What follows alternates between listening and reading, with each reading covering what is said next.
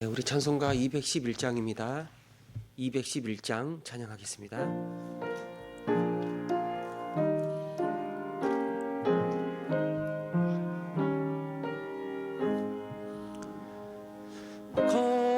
값비싼 향유를 주께 드린 막달라 마리아 본받아서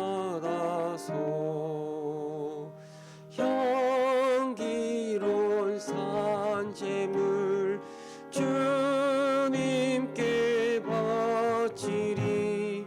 사랑의 주 내 주님께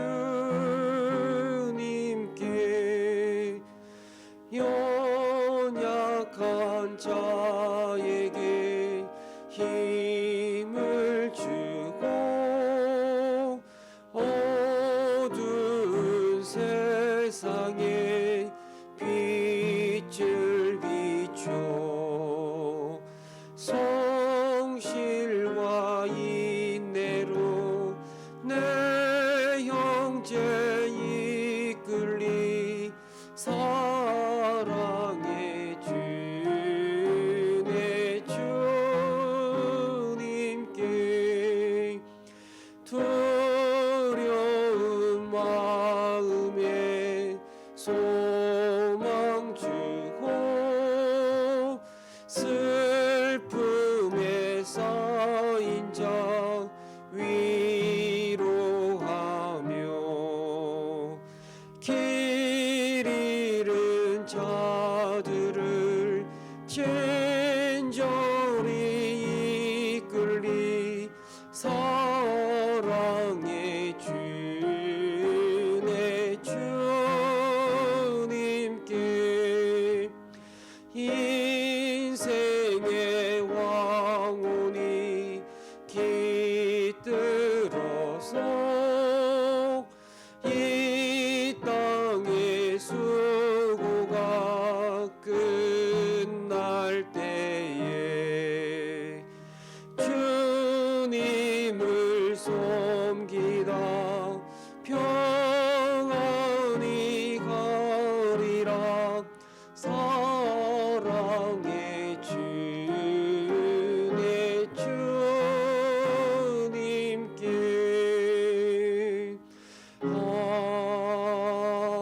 아멘. 아멘. 이 시간에는 우리 가정 모임을 위해서 기도하겠습니다. 교회가 현장에서 모이지 못하면서 예배를 드리지 못하면서 많은 어려움을 겪고 있지만, 그럼에도 이 교회가 교회로움을 잃어버리지 않고 버티며 나아갈 수 있는 것 중에 하나가 이 가정 모임입니다.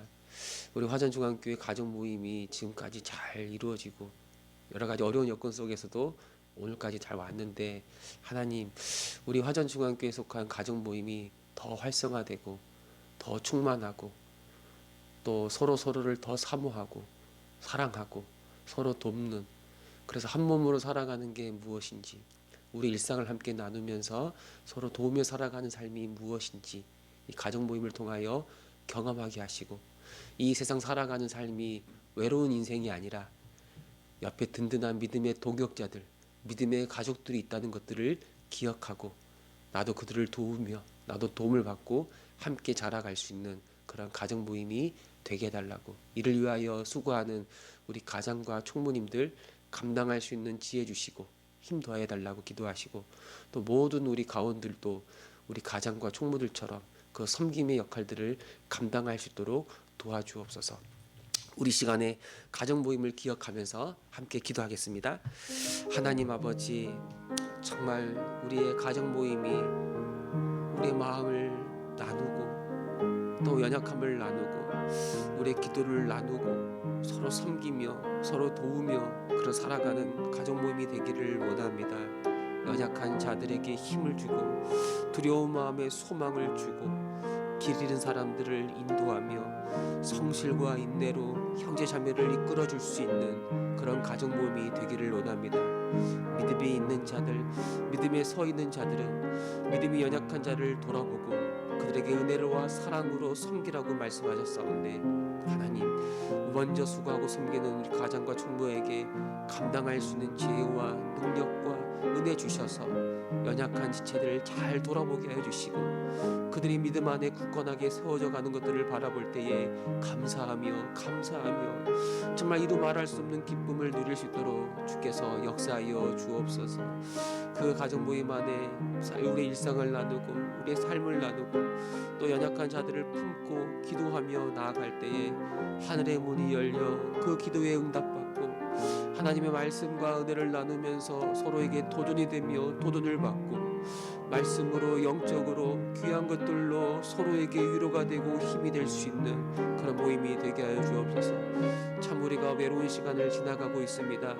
고독한 시간을 지나가고 있지만, 그러나 내 주위에 내 옆에 나를 아껴주고 사랑해주고 기도해주는 믿음의 가족, 믿음의 동역자가 있다는 것이 큰 힘이 되는 것을 알게 하여 주시고, 이 복된 모임을 계속 이어져 나갈 수 있도록 주여 우리를 붙잡아 주옵소서.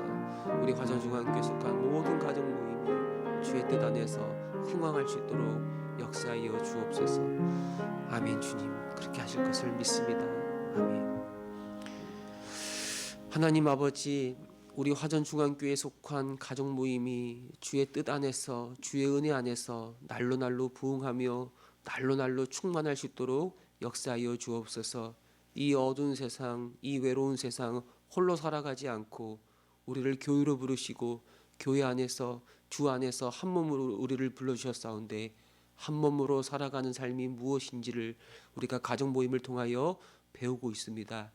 서로를 귀하게 여기고 존귀하게 대하며 서로의 연약함을 끌어안고 서로를 가슴에 품고 기도하는 것, 지체가 주 안에서 온전해지는 것들을 소망하며 나의 것들을 기꺼이 나누며 나 역시도 지체들의 도움을 받아 충만해지는 것, 하나님 한몸됨의 비밀을 우리가 가정 모임을 통하여 하나하나 알아가고 있는데, 먼저 수고하고 섬기는 가정 총무들에게 지혜 주시고 감당할 수 있는 능력 주셔서 잘 이끌어가게 하시고, 우리 모든 가원들도 함께 마음을 모아 서로 돌보며 섬기는 가운데, 여기가 진짜 천국이구나, 여기가 진짜 하나님의 은혜가 넘치는 복된 곳이구나, 이 세상 어디서도 경험할 수 없던 그 평강과 기쁨을 가정 모임 안에서 누릴 수 있도록 주께서 역사하여 주옵소서. 함께 하심을 믿사옵고 우리 주 예수 그리스도의 이름으로 기도합니다. 아멘. 말씀 보겠습니다. 사무엘상 25장입니다.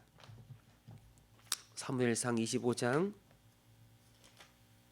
우리 1절부터 11절까지 읽겠습니다. 11절까지 1절부터 11절입니다. 한 절씩 교독하겠습니다. 사무엘의 죽음에 온 이스라엘 무리가 모여 그를 두고 슬피 울며 라마 그의 집에서 그를 장사한지라. 다윗이 일어나 바란 광야로 내려가니라.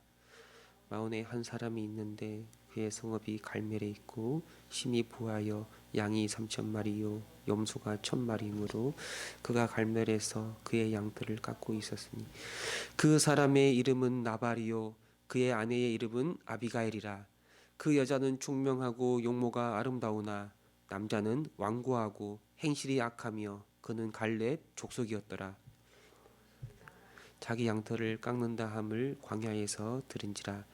다윗이 이에 소년 10명을 보내며 그 소년들에게 이르되, 너희는 갈멜로 올라가 나발에게 이르러 내 이름으로 그에게 문안하고 그 부하게 사는 자에게 이르기를, 너는 평강하라, 내 집도 평강하라, 내 소유의 모든 것도 평강하라. 내게 양털 깎는 자들이 있다 함을 이제 내가 들었노라. 내 목자들이 우리와 함께 있었으나 우리가 그들을 해하지 아니하였고 그들이 갈멜에 있는 동안에 그들의 것을 하나도 잃지 아니하였나니, 내 소년들에게 물으면 그들이 내게 말하리라. 그런즉 내 소년들이 내게 은혜를 얻게 하라. 우리가 좋은 날에 왔은즉 내 손에 있는 대로 내 종들과 내 아들 다윗에게 주기를 원하노라 하더라. 다윗의 소년들이 가서 다윗의 이름으로 이 모든 말을 나발에게 말하기를 마침에 나발이 다윗의 사환들에게 대답하여 이르되, 다윗은 누구며 이새의 아들은 누구냐? 요즘에 각기 주인에게 억지로 떠나는 종이 많도다. 같이 읽겠습니다. 내가 어찌 내 떡과 물과 내 양털 깎는 자를 위하여 잡은 고기를 가져다가 어디서 왔는지도 알지 못하는 자들에게 주겠느냐 한지라. 아멘. 이 사무엘 1절에 보니까 사무엘이 죽었다라고 그렇게 이야기하고 있습니다. 이 사무엘은 이스라엘 이 초대 왕 사울에게, 그리고 이 사울의 뒤를 이어 이스라엘을 다스릴 이 다윗에게 기름을 부어 세웠던 하나님의 선지자였어요. 이 사사 시대에서 이제 왕정 시대로 이 바뀌는 그 과도기의 마지막 사사로서, 그리고 하나님의 제사장, 또 하나님의 선지자로서 이스라엘 백성들을 모든 악한 자들로부터 구원하고 그들을 하나님의 말씀대로 통치했던 하나님의 사람이었어요.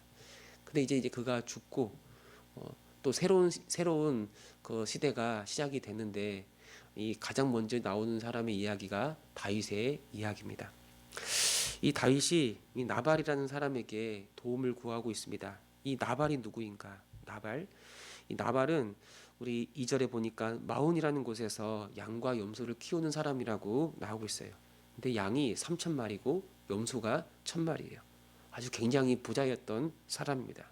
그런데 그 다음 보니까 3절에 보니까 그는 굉장히 완고하고 그 행실이 악했다라고 묘사하고 있습니다. 그 이름이 나발인데 이 나발의 뜻이 어리석다라는 의미를 가지고 있어요. 어리석은 자.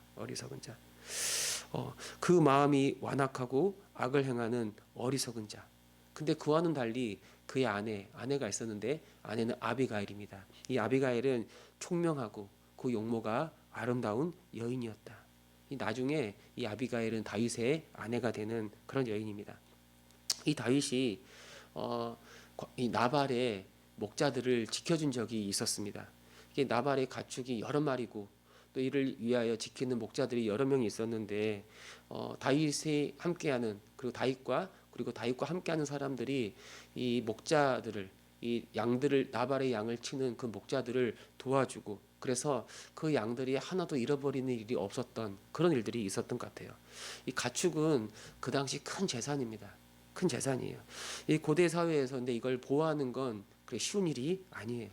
약탈하는 자, 이 도둑들이 언제든지 나타날 수 있었고, 또 가까이 사는 숲속에 사는 맹수들이 나타나 이 양들을 잡아갈 수도 있는 겁니다. 그런데 이 다윗과 함께했던 사람들, 다윗의 소년들이 이들을 지켜주었고, 이 나발의 가축들도 보호해 주어서 단 하나의 양도 잃어버린 일이 없었다라고 말하고 있는 거예요.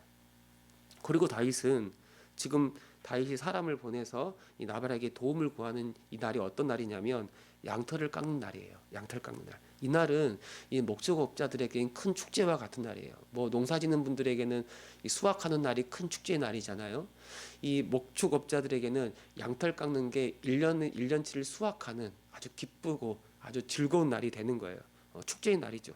그래서 이 기쁜 날 나발에게 자기 사람들을 보내서 정중하게 도움을 구하는 거예요. 내가 당신을 도와주었습니다. 그래서 내 도움에 대한 정당한 대가를 내가 당신에게 요구합니다. 그런 게 아니에요. 그런 게 아니라 그저 양털을 깎는 아주 즐겁고 기쁜 날이고 축제의 날이기 때문에 넉넉한 마음으로 다윗과 함께하는 사람들에게 그 음식을 제공해 달라고 공손하게 부탁하고 있는 거예요. 사실 다윗은 장수였고요. 또 그를 따르던 많은 사람들도 군인이었습니다. 얼마든지 자기 권력과 자기 그 힘과 자기 힘으로 이 나발의 것을 빼앗을 수 있고, 또는 그의 재산을 보호해 주었다, 그의 양들을 지켜 주었다라는 명목으로 얼마든지 당당히 요구할 수 있어요. 그런데 다윗은 그렇게 하지 않고 이 나발을 굉장히 존중히 여기고 그에게 나발에게 평강이 있기를, 또 그 가정에게 평강이 있기를, 그리고 그의 모든 소유에게 평강이 있기를 구하면서 정중하게 이 나발의 호의를 구하고 있는 거예요. 그런데 이 나발이 다윗의 요청을 아주 단호하게 거절합니다. 나발은 그의 목자들, 자기의 사람들이 다윗의 도움을 받았다는 사실을 단 한마디도 언급하지 않고 오히려 다윗이 누구냐면서 그를 경멸하고 있어요. 10절에 보면 다윗은 누구며 이새의 아들은 누구냐? 또 이야기하기를 요즘에 각 주인에게 억지로 떠나는 종들이 많도다. 이 말이 무슨 말이겠습니까? 다윗이 사울을 배반하여 지금 이렇게 광야로 내려와서 도망자로 살아가고 있는데 그걸 지금 빚고 와서 지금 말하고 있는 거예요. 다윗을 굉장히 경멸하고 모욕하고 있는 거예요. 또 11절에 보면 내 떡과 물과 고기를 어디서 왔는지도 알지 못하는 자에게, 이 다윗에게, 다윗이라는 사람이 내가 누군지도 모르겠는데 내가 그에게 주겠느냐. 여러분, 사실 그 당시 이스라엘 사람들 중에 이 다윗을 모르는 사람은 없어요. 다윗의 사람들이 나발을 찾아갔을 때도 다윗의 이름으로 문안 인사를 드릴 정도로 도움을 청하는데, 다윗은 그 당시 골리앗을 죽인 장수였고 사울과 비견해서 사울이 죽인 자는 천천히요 다윗이 죽인 자는 만만히요, 이런 노래가 이방 사람들, 이방 블레셋까지 들려질 정도로 아주 유명세를 떨치고 있었던 그런 사람이에요. 수많은 전쟁에서 이스라엘을 위협으로 건져내고 그들을 지켜주었던 사람이 다윗인데 어떻게 이 다윗을 모를 수가 있겠는가? 근데 왜 이렇게 다윗을 지금 나발은 경멸합니까? 지금 다윗의 처지가 도망자이지 않습니까? 사울을 피해 광야 이곳저곳을 방랑하며 떠돌아다니는 나그네예요, 나그네. 만약 다윗이 사울의 장수로서 그 힘과 권세를 가진 자였다면 나발이 이렇게 대할 수 있었을까? 그렇게 할 수 없었을 거예요. 나발은 그 이름 뜻대로 어리석은 자로서 그 완악한 마음대로 악을 행하는 그런 나쁜 사람이었다는 것을 알 수 있어요. 그런데 이 나발의 소유, 그 재산의 넉넉함은 어디서 왔는가? 어디서 왔는가? 지금 그가 살고 있는 이스라엘은 하나님이 그에게 맡겨주신 땅이잖아요. 이 땅의 주인은, 이 세상의 주인은 하나님이에요. 하나님이 그에게 이 모든 것들을 맡겨주시고 그에게 은혜를 베풀어 주신 것 아닙니까? 더군다나 양털 깎는 축제의 날, 이렇게 모든 양들이 건강하고 그 하나도 잃어버리지 않고 그래서 아주 풍성한 수확을 얻을 수 있는 이 기쁜 날, 도대체 그 기쁨은, 이 모든 풍성함은 어떻게 온 것인가? 다윗과 함께하는 그 사람들이 그 양을 지키는 자기 목자들과 함께해서 그 양들과 목자들을 보호해 주었기 때문이 아닙니까? 물론 나발이 정식으로 다윗에게 찾아가서 우리 목자들을 보호해 주십시오라고 요청한 건 아니에요. 어쩌면 우연한 기회에 목자들이 큰 위기에 처해 있는데 이 다윗이 그들을 도와주고 그 어려움을 잘 모면하고 그래서 여기까지 왔을 수도 있습니다. 그 소위에 큰 어려움, 큰 손실을 입을 수 있었는데 다윗이 오히려 그를 도와준 건 아닙니까? 그렇다면 나발 역시 이 어려움에 처해 있는 다윗에게 그의 음식을 나누고 그를 돕고 그를 섬길 수가 있는 거예요. 더군다나 다윗은 억울한 일을 당하여 이렇게 큰 어려움을 겪고 있지 않습니까? 그의 광야 생활, 그의 나그네 생활, 그의 도망자의 세월은 그의 죄 때문이 아니에요. 다윗이 이스라엘을 위해서 무슨 일을 했는지는 모두가 다 알고 있고 나발을 위해서도 다윗이 행한 일을 다 알고 있는데, 이런 다윗을 외면하는 것은 그 은혜를 힘입은 자의 마땅한 모습이라고 말할 수가 없는 거예요. 이걸 어리석은 자. 이걸 어리석은 자라고 말합니다. 어리석은 자는 무엇인가? 은혜를 기억하지 않는 자. 그가 받은 은혜가 무엇인지 모르는 자. 그냥 자기가 잘나서 내가 스스로 지혜로워서 내게 힘이 있어서 내게 능력이 있어서 그 누구의 도움 없이 내가 여기까지 왔다고 생각하는 것, 바로 이것이 어리석음이에요. 이런 어리석음은 완고한 마음으로 살기 때문에 다른 사람들을 돌아보지 않아요. 도움을 구하는 사람들의 아픈 마음들을 헤아릴 수도 없고 자기를 넉넉하게 하신 하나님의 뜻도 분별하지 못하는 그 교만과 그 어리석음과 그 어둠 속에 묻혀 그냥 그렇게 살아가고 있는 겁니다. 여러분, 이 나발은 이스라엘 사람이에요. 그는 표면적으로 하나님의 백성입니다. 그러나 그는 완고하고 악을 행하는 사람이에요. 그렇다면 그는 하나님의 심판을 피할 수 없는 어리석은 인생. 왜 그런가? 다윗의 도움을 받아 이 샬롬, 이 평강을 누리고 있다는 것을 알면서도 이를 인정하지 않고 이 다윗을 경멸하는 그의 태도에서 그 이유를 알 수가 있는 거예요. 왜 그가 어리석은 사람인가? 왜 하나님의 심판을 피할 수 없는 악한 사람인가? 하나님의 은혜를 모르는 사람이에요. 하나님이 자기에게 어떤 은혜를 주셨는지를, 지금까지 오게 된 것이 다 주님의 은혜였다는 것을 알지 못하는 자. 여러분, 이게 바로 어리석음이고 이게 바로 교만이에요. 오늘 우리가 여기까지 오게 된 게 다 주님의 은혜이지 않습니까? 우리 교회 하나님의 사람들, 신실한 주님의 백성들, 믿음의 사람들을 만나 이야기를 듣다 보면 한결같은 고백이에요. 지금까지 오게 된 것이 다 주님의 은혜입니다. 물론 그 중에 우리의 수고와 우리의 노력과 우리의 열정도 있었어요. 그런데 우리가 그렇게 수고하고 열심을 품고 여러 가지 것들을 많이 쓰고 한다 하더라도 주님의 은혜가 없으면, 그 은혜가 우리 가운데 임하지 않으면, 주님의 그 돌보심이 없으면 우리는 아무것도 할 수 없는 사람이지 않습니까? 그렇다면 왜 하나님은 우리를 오늘 여기까지 인도하셨는가? 바로 그 주의 은혜를 다른 사람들에게 나누기를 원하는 거예요. 우리가 거저 받았으니 우리도 거저 베풀며 섬기는 것, 바로 이것이 우리 주님의 뜻이라고 말할 수 있어요. 여러분, 우리 주위엔 항상 가난하고 연약한 사람들이 있습니다. 왜 가난하고 연약한 사람들이니까? 물론 물질적으로 가난하고 또 영적으로 가난하고 정서적으로 가난한 그런 사람들이 있는 거예요. 또 약한 사람들이 있는 거예요. 여러 가지 아픔과 눈물이 있는 인생들이 있는 겁니다. 왜? 왜 하나님이 그들을 우리 주변에 허락하시는가? 왜?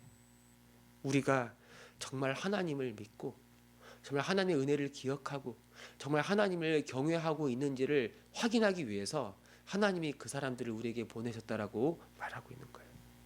주의 은혜와 주의 사랑을 아는 자들, 지금 내가 여기까지 오게 된 게 전부 다 주의 은혜입니다라고 고백하는 신실한 하나님의 사람들은 기꺼이 자기 주위에 있는 다른 사람들에게 그 은혜와 사랑을 나누며 흘려보낼 수가 있는 거예요. 그래서 주님을 향한 나의 고백이 진정한 고백인 것을 그들을 섬기며 그들을 도우면서 우리는 확인하고 그걸 드러내고 그걸 증명하고 더 주님께 영광을 돌리며 살아가는 겁니다. 여러분, 어리석은 자는 누구인가? 내가 다 했다. 이건 다 나의 것이다. 그걸 주장하는 자가 어리석은 자요, 교만한 자예요. 그러나 지혜로운 자가 누구인가?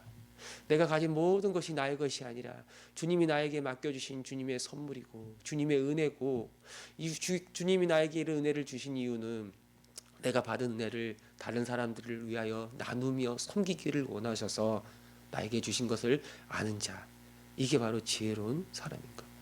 여러분, 하나님의 사람들은 한 명 이상, 두 명 이상, 세 명 이상 주변에 있는 사람들을 넉넉히 감당할 수 있는 사람이에요. 뭐 내가 물질이 적더라도, 내가 가진 것이 많지 않더라도, 내가 가진 것 되게 작은 것이라도 떼어서 나눌 수 있는 사람이 하나님의 사람인 거예요.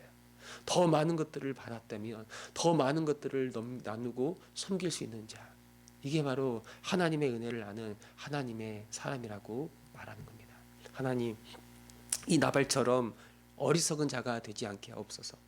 내가 가진 모든 것이 주님의 은혜인데 그 은혜를 기억하지 않고 나를 자랑하고 나를 내세우고 그 교만하고 이기적으로 살아가는 어리석은 인생이 아니라 내가 가진 모든 것 다 주님의 것이오니 주의 뜻 안에서 내 가까이에 있는 연약한 사람들을 품고 그들의 마음을 헤아리고 그들을 섬기고 도우는 가운데 그들이 온전케 되고 함께 하나님께서 기뻐하시는 하나님의 사람으로 세워져 가는 것, 이 일에 헌신하며 나아가는 그런 지혜로운 인생이 되게 하여 주옵소서.